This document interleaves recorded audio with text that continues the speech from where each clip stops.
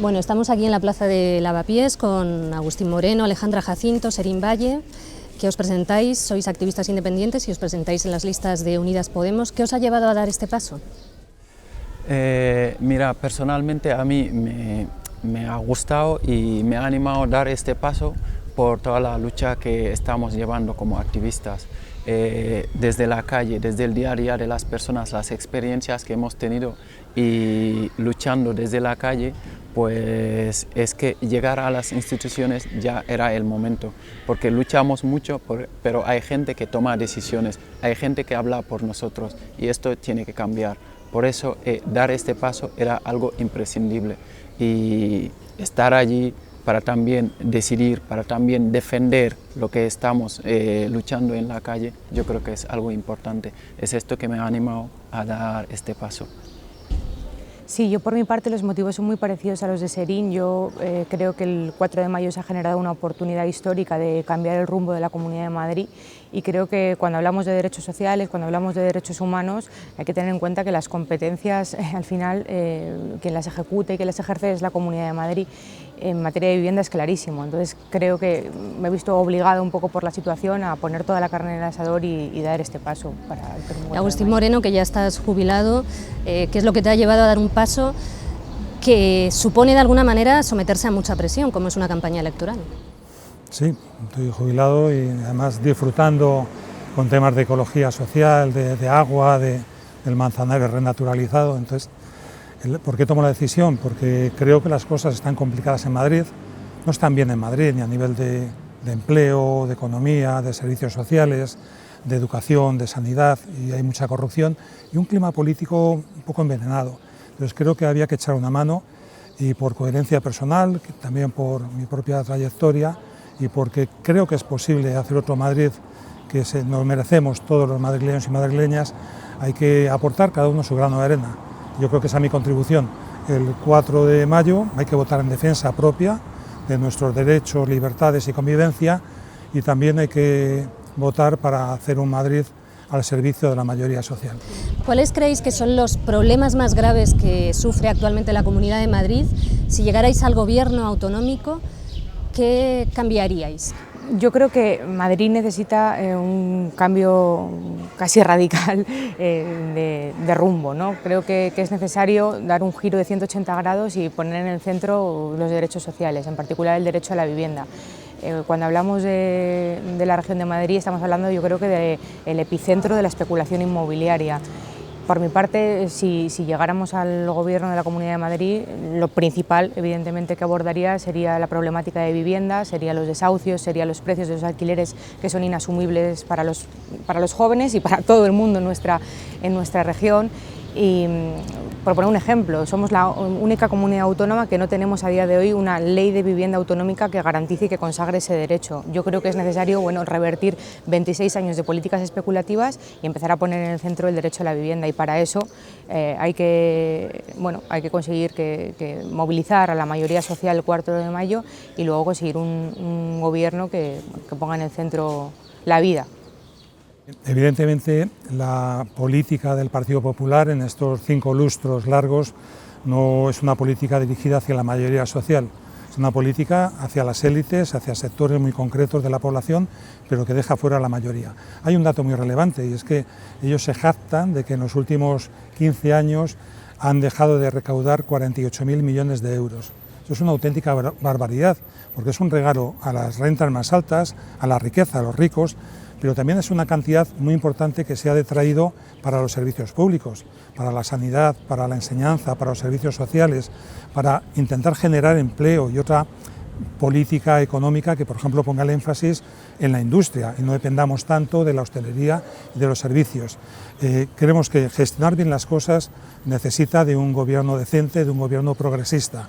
Que, por ejemplo, en el terreno de la pandemia, Madrid pueda estar abierto este verano, un Madrid abierto con una vacunación masiva, eso solo lo puede garantizar ese gobierno progresista y decente. Desgraciadamente, cuando hace tanto ruido la señora Isabel Díaz Ayuso, es para camuflar, enmascarar, una especie de estrategia del calamar que difumina todo, la mala gestión que hace. no ha aprobado prácticamente ninguna ley, no tiene presupuestos y deja mucho que desear sus grandes apuestas en inversión y en gestión. Entonces creo que ese es un poco el reto y el dilema y lo que habría que hacer. Una política de solidaridad frente a una política de egoísmo, proteger a la mayoría en vez de que dejen de pagar impuestos los que más tienen que pagar para que sea progresiva la fiscalidad. Sí, yo coincido con las dos, coincido con Alejandra como con Agustín en todas estas necesidades de Madrid. Que la diversidad, por ejemplo, también es un tema que voy a tocar primero porque como nuestros colectivos estamos sufriendo bastante racismo y además de esto, siendo de la clase obrera, todo lo que se necesita, servicios públicos, que sea el transporte, que sea la educación, pues también son cosas que necesita Madrid.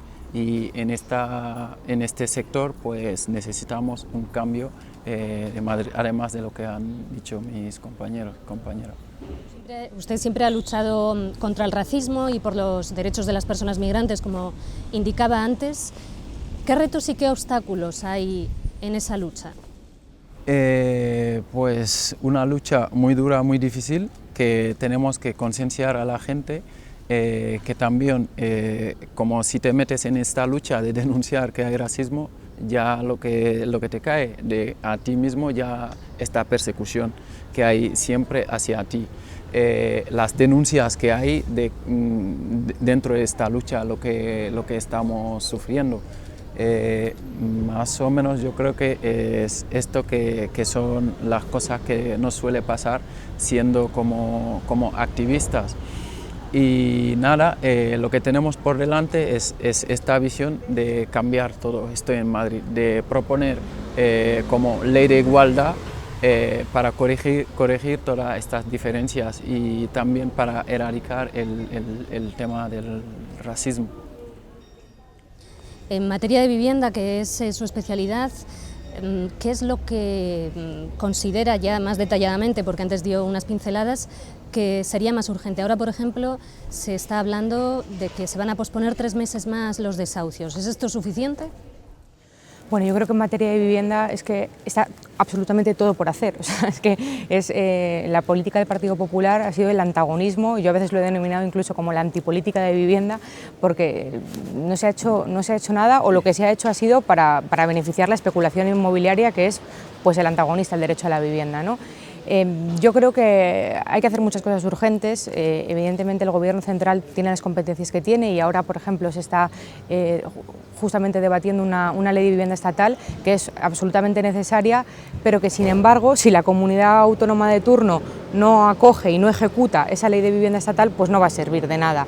Y desgraciadamente la Comunidad de Madrid se está caracterizando, ya no solo durante la pandemia, sino en general con todo aquello que tiene que ver con los derechos humanos, por suponer en sí misma un obstáculo a la ejecución de todo lo que puede desarrollar, por ejemplo, una ley de vivienda. Es necesario que en la Comunidad de Madrid, como decía antes, haya una ley de vivienda autonómica que, digamos, implemente lo que a nivel estatal se haga y luego desarrolle y garantice el derecho a la vivienda. Y en ese sentido, limitar los precios de los alquileres, por ejemplo, es absolutamente imprescindible. Es necesario adaptar la vida a la vivienda, ¿no? Porque si no va a ser muy difícil, pues eso, que nuestros jóvenes se puedan independizar.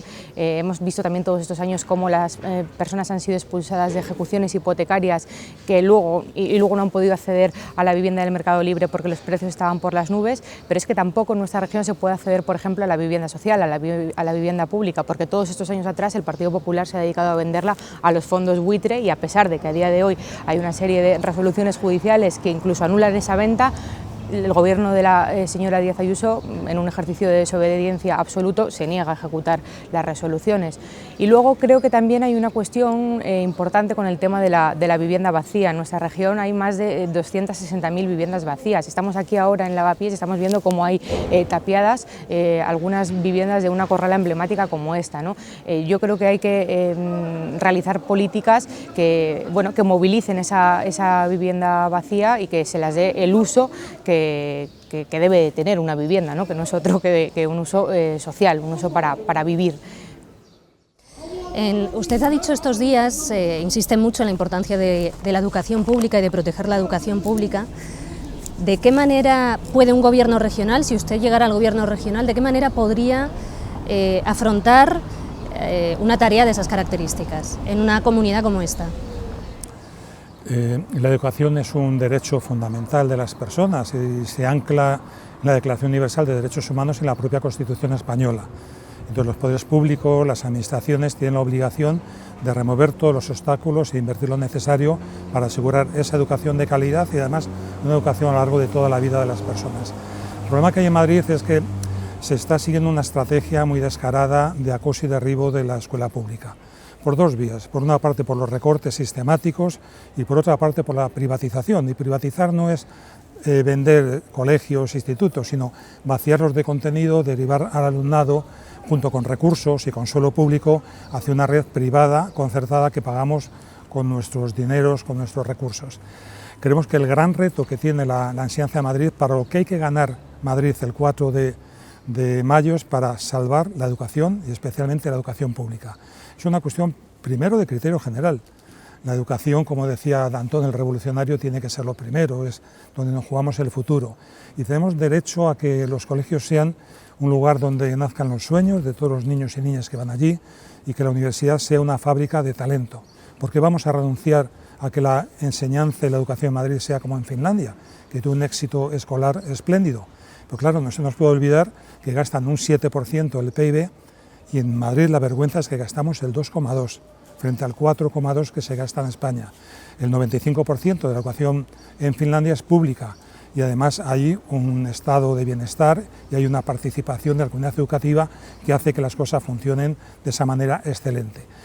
Proponemos en concreto aumentar de forma importante la inversión. Hablamos de 1.000 millones de inversión anuales para reforzar los recortes que ha habido y la calidad educativa. Hablamos de contratar a 100.000 profesores y profesionales de la educación para hacer frente a la bajada de plantillas que ha habido, mejorar las ratios que son muy elevadas y actuar en esa misma línea de renovación pedagógica y de atender la diversidad al máximo. Hablamos de que la universidad tiene que tener matrículas gratuitas en un proceso, inicialmente en 1 año, en 2 años, invertir ahí hasta 200 millones de euros para que de esa forma compensar los recortes que hubo en materia de acceso a la universidad con los decretos que sacó Rajoy, que elevaron grandemente las tasas universitarias. Hablamos de que la educación infantil, tan importante, que es educativa, no es simple guardería, sino que de 0 a 3 años, de 0 a 6, y especialmente la franja de 0 a 3, sea gratuita. Hay una red pública y una red universal. En definitiva, estamos defendiendo un modelo público, gratuito, universal, que sea muy inclusivo y que tenga un nivel de calidad alto. Si lo tuviera que resumir en una frase, sería una educación de todos y para todos de calidad frente a una educación semiprivatizada y muy segregadora, como está haciendo el PP en Madrid y que nos coloca a la cabeza de Europa en segregación escolar, y eso se traduce después en falta de cohesión social, en desigualdades y en una sociedad mucho más débil y vulnerable a todos los niveles. ¿Cuál es la valoración que hace usted, Serín, de la gestión del Gobierno regional durante todo este año de pandemia, la gestión de las residencias y qué considera que se debería hacer de forma diferente? Yo sobre todo hablo de parte de los movimientos en los que me muevo, pues ha sido una gestión desastrosa. De verdad ha sido como si algunos existen y otros no existen. Porque si gente vive en Madrid, yo creo que todo el mundo tiene que ser considerado como personas, y hay colectivos como el colectivo de manteros que nunca pues la comunidad les ha tenido en cuenta. No ha habido servicios sociales, no funcionaba nada. De hecho, derivan a la gente, hasta ahora les derivan a los movimientos vecinales. Y la pregunta es que ¿dónde está el dinero de servicios sociales y todo eso? Y yo creo que la crisis ha destapado todas las carencias que hay por todos lados de la comunidad. Y debería de haber como planes específicos de empleo ahora mismo para la gente y de inserción. Y también pues valorar este Madrid diversa y luchar contra el racismo que bastante hemos sufrido por tantos bulos que han habido durante esta pandemia. Yo creo que de la pandemia, yo creo que hemos sacado una lección todos, ¿no? Que es que lo único que nos salva cuando viene una cosa así es lo público y es lo común. Y creo que se ha evidenciado tanto que en Madrid estaba tan sumamente pisoteado todo lo público que claro, la gestión no ha podido ser de otra manera, ha sido desastrosa, yo creo que incluso negligente, ¿no? Y eso pues se tendrá que dilucidar en los tribunales, como por ejemplo con la cuestión de las residencias, ¿no? Y a mí me llama mucho la atención lo que ha sucedido, por ejemplo, en algunos lugares como en la Cañada Real, ¿no? Que en medio de una pandemia mundial, donde están muriendo la gente hacinada, resulta que se permite que haya 4.000 familias, de los cuales 2.000 niños sin luz todo el invierno. Continuamos ahora en primavera y parece que la situación va a continuar así, salvo que cambien las cosas el 4 de mayo, ¿no? Entonces, no sé, es absolutamente deplorable, yo creo, la gestión de la pandemia de la señora Ayuso, y luego pues utilizar sitios como es la Cañada Real para provocar tanto sufrimiento, para provocar tanto daño a las personas que la habitan. Bueno, los datos son desgraciadamente terribles, ha habido demasiadas muertes, demasiada angustia, demasiado miedo, demasiado coste económico, social y de bienestar. Y la gestión que se ha hecho en Madrid no ha sido buena. Desgraciadamente estamos a la cabeza en personas fallecidas, la segunda comunidad en contagios y la primera en ocupación de UCIs. Y tiene que ver con todo, con ese deterioro de los servicios públicos, porque es verdad lo que se decía, ¿no? Cuando llega el desastre, lo único que queda en pie son los servicios públicos y los trabajadores y las trabajadoras comunes, que son los que nos han cuidado, nos han curado, nos han dado de comer y nos han salvado en una situación extrema. Yo creo que hay un problema también de fondo, y es que el derecho a la dependencia, porque un sector muy afectado, si las personas mayores, es un derecho que no es subjetivo, que no es justiciable, y la ley se quedó muy corta en su momento, la que hizo el Partido Socialista, y eso ha dado lugar, primero, a que no todo el mundo está debidamente protegido, y en segundo lugar, a que hay una privatización del sector que en estas situaciones pues deja mucho que desear en su gestión. Lecciones a sacar en limpio de esta pandemia, ojalá fuéramos capaces de hacerlo, es que no pueden volver a repetirse las cosas, que si lo más importante es la vida y la salud, hay que mantenerlo como prioridad absoluta y no supeditarlo a otros temas totalmente secundarios. Hay que tener en cuenta que los servicios públicos son los que hay que reforzar. Hay que tener en cuenta también que esta experiencia hay que aplicarla a otras perspectivas delicadas y complicadas a las que nos vamos a enfrentar a nivel concreto en Madrid y a nivel general e incluso humanidad. Por ejemplo, la lección de cómo afrontar la pandemia hay que llevarla a la lucha contra la emergencia climática y al riesgo de colapso y al cambio climático, y a veces en temas muy concretitos aquí hay que aplicarlo en lo que se llama la revuelta escolar, y es espacios libres, espacios protegidos, espacios seguros para la infancia, colocando a los niños en el centro de la ciudad, en el centro de los cuidados, y al mismo tiempo con una escolarización de proximidad, que es escuela pública y no concertada con coches para arriba y para abajo. Pero bueno, y la última idea sería que en el plano político también la experiencia es que no se puede jugar con esto. Yo creo que ha habido una actitud muy tóxica a la hora de afrontar la lucha contra la pandemia. Ha habido una falta de responsabilidad muy grande. Había como dos mundos, dos realidades. Uno, el de la calle, la de los ciudadanos, que cumplíamos responsablemente con las indicaciones que se nos daba, que salíamos a aplaudir. La de los trabajadores y trabajadoras que han sido, junto con los servicios públicos, sanitarios, bomberos, policía, los maestros y maestras, los profesores, las luces, las estrellas que brillaban en la oscuridad, y luego estaba el Parlamento con un nivel de bronca política que no tenía nada que ver con lo que pasaba en la calle. Esa dicotomía, esa disfunción es una experiencia y una lección que deberíamos de sacar para que las instituciones reflejen lo que pasa en la calle y haya un clima de convivencia y no de deterioro y de toxicidad en las relaciones políticas. Se está hablando mucho de cómo sería importante movilizar a un sector abstencionista que se concentra en los barrios llamados populares o donde hay más trabajadores, que si votaran, se dice que votarían a la izquierda, pero que muchas veces no votan. ¿Cómo consideran ustedes que se puede movilizar a estos sectores y si es suficiente una campaña electoral para movilizarlos y conseguir que vayan a votar. Yo creo que ya movilizarles es como lo que está haciendo como Podemos. No es una política de clase, de la gente de arriba, pero bajar hasta los barrios, pues meter a los movimientos sociales pues, en estas listas para que podamos cambiar algo. Y yo creo que eso ya es motivo suficiente para animar a la gente a cambiar lo que queremos cambiar. Todo lo que hemos sufrido este 4 de mayo, que es el día ideal, el día perfecto para salir, para hacer este cambio. Yo creo que el motivo ya está ahí, que la clase obrera tenéis que salir a hablar el día 4. Sí, yo creo que si la gente que tiene dificultades para pagar los alquileres o los que resisten cada día en la puerta de los desahucios se movilizan el 4 de mayo, podemos conseguir cambiar el rumbo de la Comunidad de Madrid.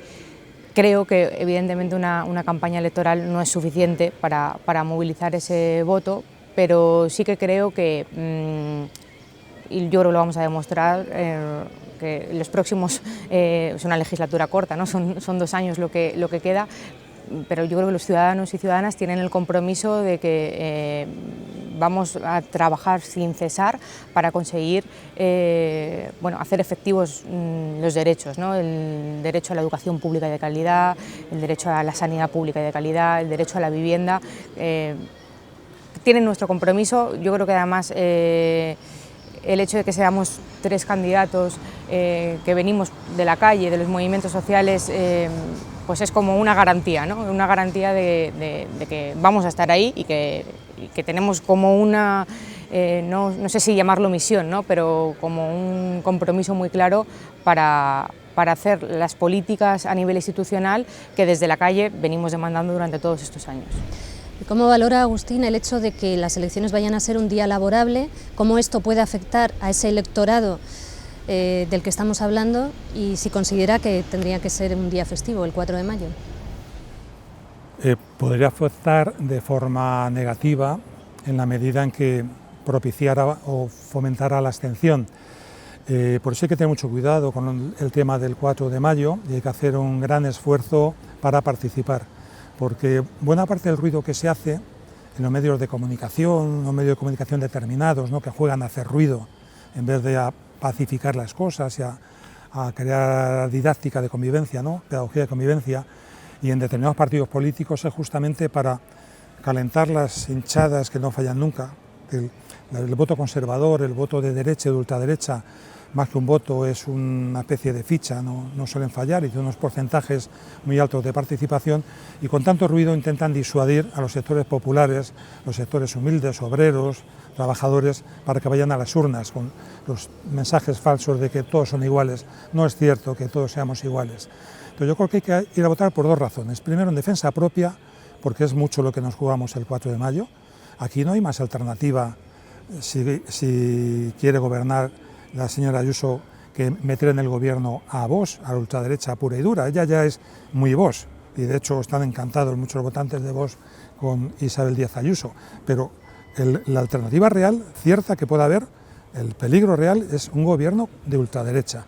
Si uno piensa y ve lo que pasa en Murcia, por ejemplo en educación, con una consejera de esta filosofía, bueno, da un poquito de preocupación. Entonces, primero en defensa propia, en segundo lugar por los intereses que las propuestas que se hacen desde la izquierda, de Unidas Podemos, desde Más Madrid, del Partido Socialista, defienden mucho mejor los intereses de la mayoría social, y por otro lado hay que ir a votar también por razones altruistas de no tolerar la injusticia social.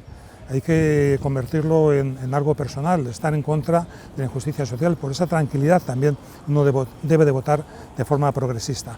Y hay que hacerlo con esperanza. Hay momentos en la vida de un activista en los que hay algo que marca un antes y un después. Un momento de represión, de castigo, o incluso en el que te juegas la vida, o una injusticia que te hace ver repentinamente las cosas mucho más claras y que te hace dar el paso a comprometerte en tu vida. ¿Qué momento fue ese para ti? Yo el momento, desde llegar aquí en España, ya sentí eso y era como claramente tenerlo claro de eso hay que luchar para que cambie esto. porque durante todos los años que he estado en España ha sido como año tras año, como una cosa como tras otra, y ha sido como momentos duros que te da como más rabia todavía, como más ganas de luchar para cambiar esto, porque siempre es como esta persecución, siempre es como estas amenazas que te hacen crecer más, porque aprendes más de quitarte el miedo, de que esto lo tengo que hacer. Si algo está pasando, estas amenazas y todo está pasando, es que lo estoy haciendo bien. Y ves durante toda esta lucha los cambios que hay, porque lucha tras lucha, digo, año tras año, pues ves cambios que están habiendo. Aún más duro es la cosa, pero aún más ves cambios, porque de lo que hemos luchado se ve que muchas cosas han podido salir para que la gente realmente se dé cuenta de que esto está pasando, que es el tema del racismo, que todo lo que está pasando con el racismo, porque muchas veces si no las cuentas es que no cambian, si no luchas es que no cambia, y eso es lo que durante todos estos años me anima más a dar este paso, y sé que me está cayendo y me va a caer muchas más cosas duras y complicadas, pero sí estoy preparado a aguantar todo eso por la experiencia que ya he pasado. Sí, yo estaba justo ahora pensando en un montón de momentos, ¿no?, que a mí me han marcado personalmente. Yo creo que el miedo que hemos pasado en las viviendas, las noches de guardia, de permanencia, cuando se iba a ejecutar el desahucio a la mañana siguiente, y lo sabías porque de repente empezaban a aparecer furgones de antidisturbios que rodeaban pues la calle, que cortaban la calle y que subían por las escaleras, por el descansillo, y que mirabas por la mirilla y había un séquito de antidisturbios como propio para desalojar una operación terrorista, ¿no? El miedo que yo pasaba ahí, y no era a mí a la que me iban a desalojar, yo creo que es un poco el clic, ¿no?, del que estábamos hablando. Y luego ha habido otro hecho personal que o sea, me ha hecho también dar este paso, ¿no?, de ser una activista ahora en la institución, ¿no?, más que una política, que es como me considero, una activista de la institución, es haber sido madre recientemente y pensar en que no quiero un mundo como el que hay ahora en la Comunidad de Madrid para mi hija, ¿no? Quiero que mi hija conozca una comunidad de Madrid más justa, solidaria, para todas. Yo creo que ese es el clic más fuerte que me ha atravesado los últimos meses y que me ha hecho dar este paso. Yo nací en una casita baja ahí en el barrio de Usera y viví muchísimo tiempo. Mi padre era un trabajador del metal, de una fábrica de ascensores, y no tenía posibilidad de estudiar, hasta que un amigo de la fábrica a mi padre le dijo: hombre, si tu chico parece espabilado, que eche una beca, a ver si se la dan, y por esa vía empecé a estudiar en las universidades laborales. Bueno, desde muy pequeño descubres que en función de dónde nazcas, en qué tipo de familia, en qué parte de la sociedad tienes oportunidades o no tienes oportunidades, o tienes que pelearlas con uñas y dientes. Yo creo que quizá a partir de ese momento es cuando conviertes en una cuestión personal la lucha contra la injusticia y en un imperativo moral que se va alimentando a lo largo de toda la vida, porque entre pitos y flautas llevo medio siglo en unas cosas y en otras, ¿no?, en el franquismo, por las libertades y la democracia. Estuvo arrestado, ¿no?, durante el franquismo, en más de una ocasión. Tuve 3 procesos en el Tribunal de Orden Público, estuve detenido y con 2 años de condena en rebeldía. ¿Y eso le afectó a sus estudios también, tengo entendido? Sí, estaba en la Escuela de Ingeniería Técnica Industrial en el último año y con el segundo proceso que pude escaparme.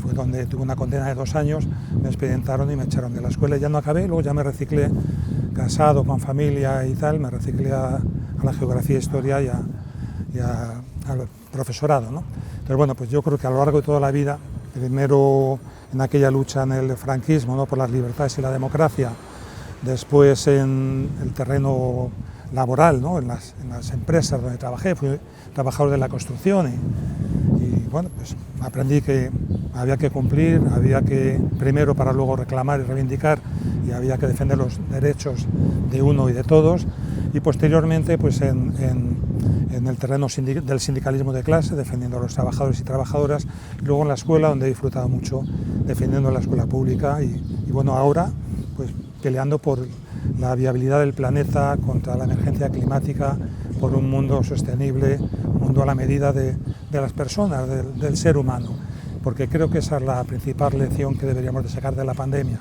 ¿Cuáles son las prioridades? ¿Qué es lo realmente importante?